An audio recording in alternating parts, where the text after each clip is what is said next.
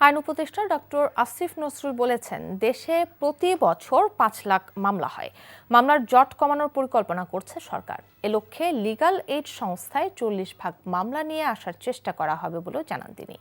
ঢাকা দক্ষিণ সিটির নতুন মেয়র হিসেবে ইশরাক হোসেনের গেজেট প্রকাশে নির্বাচন কমিশন আইন মন্ত্রণালয়ের মতামতের অপেক্ষা করেনি বলেও মন্তব্য করেন আইন উপদেষ্টা। সকালে আইনগত সহায়তা দিবসের অনুষ্ঠান শেষে তিনি এসব কথা বলেন। তামজিদ সুমনের রিপোর্ট।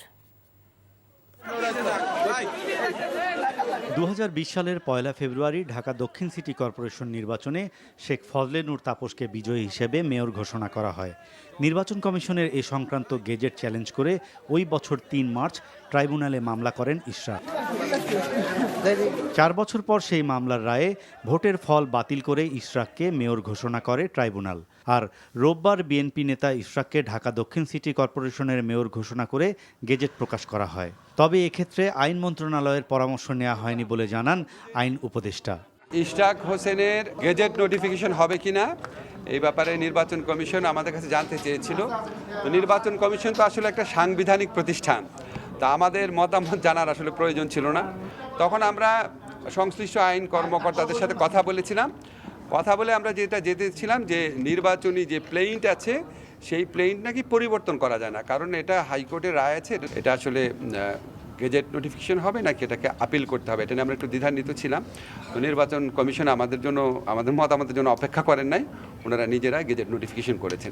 অনুষ্ঠানে আইন উপদেষ্টা জানান, দেশে প্রতি বছর ৫ লাখ মামলা হয়। মামলার জট কমানোর পরিকল্পনা করছে সরকার। এ লক্ষ্যে লিগ্যাল এইড সংস্থায় ৪০% মামলা নিয়ে আসার চেষ্টা করা হবে। কম্পাউন্ডেবল ক্রিমিনাল অফেন্সেস ছোট ছোট, খুব ছোট ছোট, ওটার নামই তো কম্পাউন্ডেবল।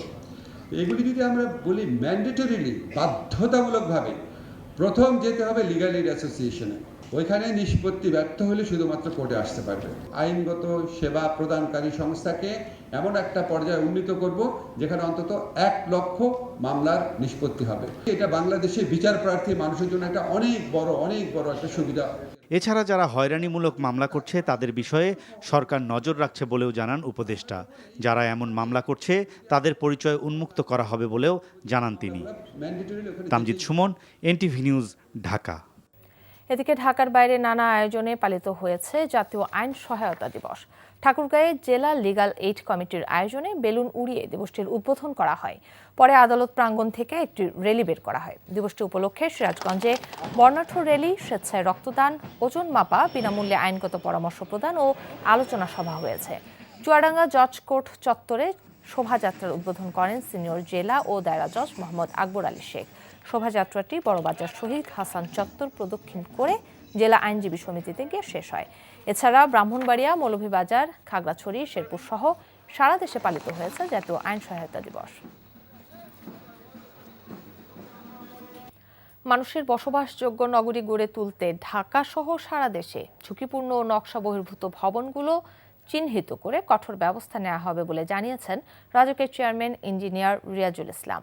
দুপুরে নারায়ণগঞ্জ শহরের খানপুর এলাকায় রাজুকের নতুন জোনাল অফিস উদ্বোধন শেষে সাংবাদিকদের প্রশ্নের জবাবে তিনি একথা জানান। তিনি বলেন, ঢাকা নারায়ণগঞ্জের যানজট নিরসনে সিটি কর্পোরেশন ও পুলিশ প্রশাসন সহ সংশ্লিষ্ট সবগুলো দফতরের সাথে আলোচনা করে রাজুকের সমাধানের চেষ্টা করবে। এছাড়া অগ্নি ঝুঁকির জন্য বাণিজ্যিক ভবন ও রেস্টুরেন্টগুলোকেও দায়ী করে রাজুকের চেয়ারম্যান বলেন, রেস্টুরেন্টের অনুমোদন ও লাইসেন্স প্রদানের ক্ষেত্রে সিটি কর্পোরেশন, ফায়ার সার্ভিস এবং জেলা প্রশাসন সহ সংশ্লিষ্ট সংস্থাগুলোকে আরও সতর্কতা অবলম্বন করতে হবে। আমরা যেগুলো আন্ডার কনস্ট্রাকশন বিল্ডিং বা আদার্স যে কোনো কনস্ট্রাকশন আন্ডার মানে প্রসেসের মধ্যে আছে, সেগুলোতে কোনো জিরো টলারেন্স, এখানে নিয়ম নীতির কোনো ব্যত্যয় ঘটানো যাবে না। রাজুকের কাছে কোনো প্রভাবশালী মহল, শক্তিশালী মহল বলে কিছু নাই।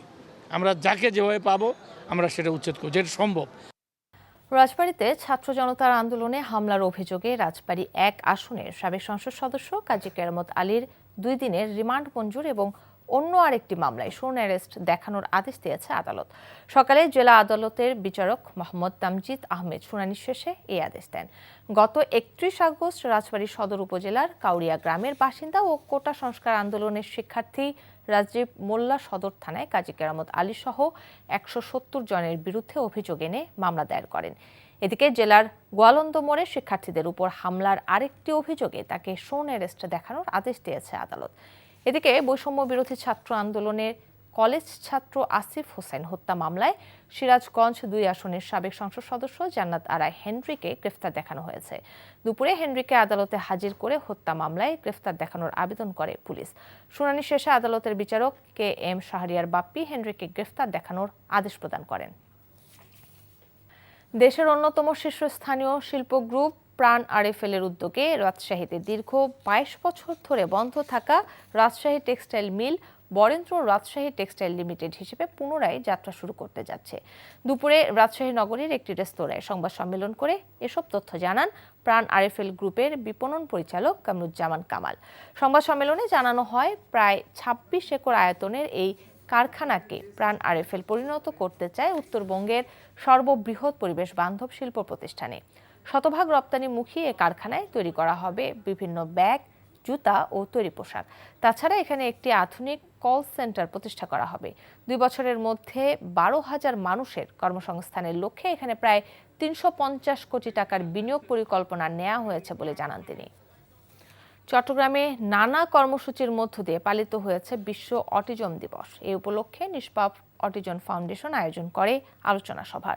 চট্টগ্রাম জেলা শিল্পকলা একাডেমি প্রাঙ্গণে আয়োজিত সভায় সভাপতিত্ব করেন সংগঠনের সভাপতি অধ্যাপক ডক্টর বাসনা মুহুরী। সভায় city mayor doctor Shahadat Hossain বলেন, অটিস্টিক শিশুরা সমাজের গুরুত্বপূর্ণ অংশ।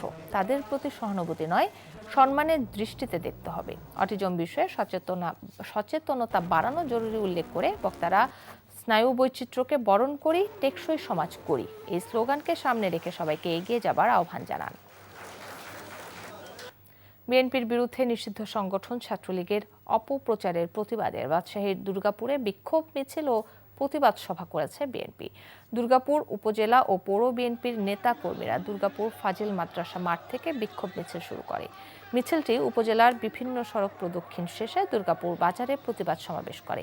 সমাবেশে বক্তারা বলেন, ছাত্রলীগ নেতা শাহাবুদ্দিন গত 15 বছর ধরে বিএনপি নেতা কর্মীদের নির্যাতন করেছে। এখনও বিএনপি নেতাদের নামে সামাজিক যোগাযোগ মাধ্যমে মিথ্যা প্রচারণা চালাচ্ছে। অবিলম্বে তাকে গ্রেফতার করে আইনের আওতায় আনার দাবি জানান বক্তারা। স্বাধীন কমিশন গঠনে পুলিশ সংস্কার কমিশন আগ্রহ না দেখানোয় হতাশা ব্যক্ত করলেন আইজিপি বাহারুল আলম। দুপুরে ফরেন সার্ভিস একাডেমিতে পুলিশ সপ্তাহ উপলক্ষে সংবাদ সম্মেলনে তিনি জানান, গণ অভ্যুত্থানে প্রায় 1500 মামলা হয়েছে, যার 600টি হত্যা মামলা। ন্যায় বিচারের লক্ষ্যে তদন্ত প্রতিবেদন দিতে বিলম্ব হচ্ছে জানিয়ে তিনি বলেন, এসব মামলায় নিরীহ কাউকে যেন গ্রেফতার বা হয়রানি করা না হয় সে নির্দেশনা দেওয়া হয়েছে। তদন্তে যার বিরুদ্ধে দায়ভার পাওয়া যাবে তার বিরুদ্ধেই ব্যবস্থা নেওয়া হবে। আইন শৃঙ্খলা স্বাভাবিক রাখতে বাহিনীর পাশে থাকতে অনুরোধ জানান আইজিপি। পুলিশের পলাতক কর্মকর্তাদের ফিরিয়ে আনতে ইন্টারপোলের সাহায্য চাওয়া হয়েছে বলেও তিনি জানান। হজ যাত্রীদের জন্য সরকার লাব্বাইক নামের একটি মোবাইল অ্যাপ চালু করেছে।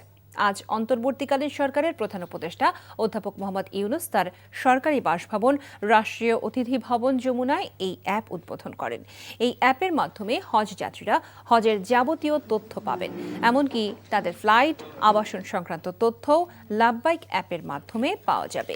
উদ্বোধনকালে প্রধান উপদেষ্টা বলেন, হজ যাত্রীরা যেন নির্বিঘ্নে ধর্মীয় আনুষ্ঠানিকতা পালন করতে পারে সেজন্য এই অ্যাপ গুরুত্বপূর্ণ ভূমিকা রাখবে। ভবিষ্যতে যারা হজ পালন করতে ইচ্ছুক তারা যেন এখন থেকেই প্রয়োজনীয় তথ্য এই অ্যাপ থেকে নিতে পারেন সে বিষয়ে কাজ করার জন্য সংশ্লিষ্টদের নির্দেশ দেন প্রধান উপদেষ্টা।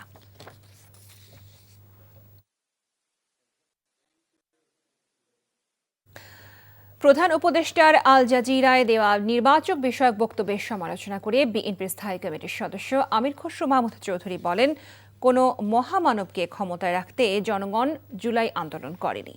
বিকেলে গুলশান চেয়ারপারসনের কার্যালয়ে ন্যাব ভাসানী, পিপলস পার্টি ও আমজনতা পার্টির সাথে লিয়াজু কমিটির বৈঠক শেষে এসব কথা বলেন তিনি। আমির খসরু আরও বলেন, সুবিধাভোগী গোষ্ঠী নির্বাচন পেছানোর জন্য সময় ক্ষেপণ করে গণতন্ত্রের বিরুদ্ধাচারণ করছে। ইতোমধ্যেই দেশের প্রায় 50টি দল ডিসেম্বরের মধ্যে নির্বাচন চায় বলে তিনি জানান। লিয়াজু কমিটির বৈঠকে ন্যাব ভাসানী, পিপলস পার্টি, আমজনতা পার্টির নেতারা অংশ নেন।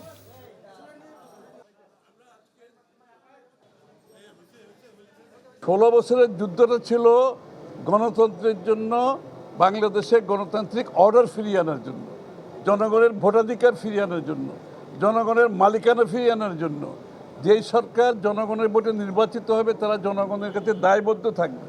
কোনো মহামানবকে বাংলাদেশের দায়িত্ব দেওয়ার জন্য বাংলাদেশের মানুষ নির্বাচনে বাংলাদেশের মানুষ আন্দোলন সংগ্রাম করে নাই, ত্যাগ স্বীকার করে নাই। আর কোনো মহামানব কোনো দেশের গণতন্ত্রের সমাধান দেবে তার জন্য বাংলাদেশের জনগণকে অপেক্ষা করতে হবে, এটা বিশ্বাস করার কোনো কারণ নেই। রাজধানীর ধানমন্ডি থানার প্রতারণা ও চাঁদাবাজির অভিযোগে দায়ের করা মামলায় জামিন পেয়েছেন মডেল মেঘনা আলম। ঢাকার অতিরিক্ত মেট্রোপলিটন ম্যাজিস্ট্রেট মোহাম্মদ সানাউল্লাহর আদালত শুনানি শেষে এ আদেশ দেন। শুনানি শেষে নারী বিবেচনায় তার জামিন মঞ্জুর করেন আদালত। গত 17 এপ্রিল এ মামলায় ঢাকার মেট্রোপলিটন ম্যাজিস্ট্রেট মাসুম মিয়ার আদালত শুনানি শেষে মেঘনাকে গ্রেফতার দেখানো হয়। মামলায় অভিযোগ করা হয় মেঘনা আলম, দেওয়ান সমীর সহ অজ্ঞাত 2-3 জন একটি সংঘবদ্ধ প্রতারক চক্রের সক্রিয় সদস্য। তারা নারীদের দিয়ে বাংলাদেশে কর্মরত বিদেশি কূটনৈতিক বা প্রতিনিধি ও দেশীয় ধনাঢ্য ব্যবসায়ীদের প্রেমের ফাঁদে ফেলে সম্মানহানির ভয় দেখিয়ে অর্থ আদায় করে আসছিলেন। বাণিজ্য উপদেষ্টা শেখ বশির উদ্দিন বলেছেন, বাংলাদেশ ও পাকিস্তানের মধ্যে বাণিজ্য সম্প্রসারণে কাজ করছে সরকার। এজন্য বিদ্যমান জটিলতা নিরসনে সরকারের পক্ষ থেকে উদ্যোগ নেওয়া হয়েছে বলেও তিনি জানান। সকালে রাজধানীর একটি হোটেলে ঢাকাস্থ পাকিস্তান হাই কমিশন আয়োজিত পাকিস্তান বাংলাদেশ বিজনেস ফোরামে এসব কথা বলেন তিনি। পাকিস্তানি ব্যবসায়ীদের তিনি বাংলাদেশে বিনিয়োগের আহ্বান জানান। পাকিস্তান হাই কমিশনার সৈয়দ আহমদ মারুফ বলেন, দুই দেশের মধ্যে বাণিজ্য ও অর্থনৈতিক সম্পর্ক উন্নয়ন এই ফোরামের লক্ষ্য। দিনব্যাপী এই ফোরামে পাকিস্তানের রপ্তানিযোগ্য বিভিন্ন পণ্যের প্রদর্শনীর আয়োজন করা হয়। এ সময় বিজিএমইএ এবং পিআরজিএমইএ এর মধ্যে একটি সমঝোতা স্মারক স্বাক্ষর হয়। বর্ষার আগেই জামালপুরের যমুনা ও পটুয়াখালীর লোহালিয়া নদীতে দেখা দিয়েছে তীব্র ভাঙন। এতে বিলীন হয়ে গেছে নদী তীরবর্তী ফসলি জমি ও ঘরবাড়ি। ভাঙন আতঙ্কে অনেকেই ভিটে মাটি নিরাপদ স্থানে সরিয়ে নিচ্ছেন। হুমকির মুখে রয়েছে শিক্ষা প্রতিষ্ঠান সহ গুরুত্বপূর্ণ স্থাপনা। ভাঙন রোধে দ্রুত স্থায়ী বাঁধ নির্মাণের দাবি জানিয়েছেন স্থানীয়রা। ইমরুল কায়েসের ডেস্ক রিপোর্ট। এভাবেই নদীতে বিলীন হচ্ছে ফসলি জমি, রাস্তাঘাট। জামালপুরের দেওয়ানগঞ্জ উপজেলার চিত্র এগুলো। বর্ষা শুরুর আগেই এমন ভাঙনে দিশেহারা চর ডাকাতিয়াপাড়া, হাজারিপাড়া, খোলাবাড়ি, মুন্নেপাড়া সহ বেশ কিছু এলাকার মানুষজন। স্থানীয়রা বলছেন, গত 1 মাসে নদী তীরের প্রায় 5 কিলোমিটার এলাকা নদীগর্ভে বিলীন হয়েছে। ভাঙন আতঙ্কে রয়েছে বসতবাড়ি, ফসলি জমি, রাস্তাঘাট সহ বিভিন্ন গুরুত্বপূর্ণ স্থাপনা। এই বয়সে স্যার ভাঙা দিছি, স্যার ভাঙা দিলে আর কি থাকে, স্যার ভাঙা দিলে আর 1 শিলবেটা 3 বার টানা লাগে। বহুত জমা জমি, ফসলি জমি নষ্ট হয়ে গেছে, ফসলি জমি ফসল সহ বিলীন হয়ে গেছে। পানি উন্নয়ন বোর্ড বলছে, জিও ব্যাগ ডাম্পিং করায় ভাঙন কিছুটা কমেছে, তবে উজান ও ভাটিতে ভাঙন অব্যাহত রয়েছে। জরুরি ভিত্তিতে এলাকাটির 300 মিটার অংশ রক্ষার জন্য ঊর্ধ্বতন কর্তৃপক্ষের কাছে প্রস্তাবনা পাঠানো হয়েছে। এই অব্যাহত ভাঙন প্রতিরোধে অস্থায়ী ভিত্তিতে, জরুরি ভিত্তিতে আমরা 300 মিটার অংশ প্রতিরক্ষার জন্য ইতিমধ্যে একটা রিপোর্ট আমরা পাঠিয়েছি ঊর্ধ্বতন কর্তৃপক্ষের কাছে। নির্দেশনা পেলে আমরা জরুরি ভিত্তিতে ব্যবস্থা নেব। এদিকে পটুয়াখালীর লোহালিয়া নদীতে শুষ্ক মৌসুমেও ভাঙন দেখা দিয়েছে। এতে বিলীন হয়েছে ফসলি জমি, বসতভিটা। নদীর ভাঙন রোধে কার্যকর পদক্ষেপ চায় ভুক্তভোগীরা। যদি কোনো রকমের পানি ঢোকে, এদেশে কোনো কৃষি, কোনো ধান, কোনো চাল, কোনো বাড়িঘর কিছু থাকবে না। 2-1 দিনের মধ্যে এটা ছুটে যায়। সামনে জোর মাথা, আপনার কিছু কেউটা থাকবে না, একটা সব ক্লিয়ার, একুলা ক্লিয়ার। ভাঙন প্রবণ এলাকায় টেকসই বেড়িবাঁধের জন্য বড় প্রকল্প ও বরাদ্দ প্রয়োজন বলে জানিয়েছে জেলা পানি উন্নয়ন বোর্ড। যাতে বেড়িবাঁধ ভেঙে না যায়, নদী ভাঙন থেকে রক্ষা পায়, সে ব্যাপারে আমরা উদ্যোগ নিই এবং এ ব্যাপারে আমাদের ঊর্ধ্বতন কর্তৃপক্ষকে অবহিত করব। তারা যদি বড় স্কিমে কোনো পদক্ষেপ নেওয়া যায়, সে ব্যাপারে আমরা অবশ্যই ঊর্ধ্বতন কর্তৃপক্ষকে সে ব্যাপারে অবহিত করব। Imrul Kayes, NTV news desk. আইন মন্ত্রণালয়ের মতামত চাওয়া হলেও তা না নিয়েই নির্বাচন কমিশন ঢাকা দক্ষিণের মেয়রের গেজেট প্রকাশ করেছে বলে জানিয়েছেন আইন উপদেষ্টা ডক্টর আসিফ নজরুল। দুপুরে রাজধানীর ওসমানী স্মৃতি মিলনায়তনে আইনগত সহায়তা দিবস উদযাপন অনুষ্ঠানে তিনি একথা বলেন। অনুষ্ঠানে সিভিল এবং ক্রিমিনাল আইনে ব্যাপক পরিবর্তন আনা হবে জানিয়ে আসিফ নজরুল বলেন, মাসে সারা দেশে 5 লাখ মামলা হয়। লিগ্যাল এইডের মাধ্যমে 35,000 মামলার নিষ্পত্তি হয় উল্লেখ করে আইন উপদেষ্টা বলেন, লিগ্যাল এইডে আরও বেশি মামলা নিয়ে আসতে পারলে অন্তত 40% মামলা কমিয়ে আনা সম্ভব।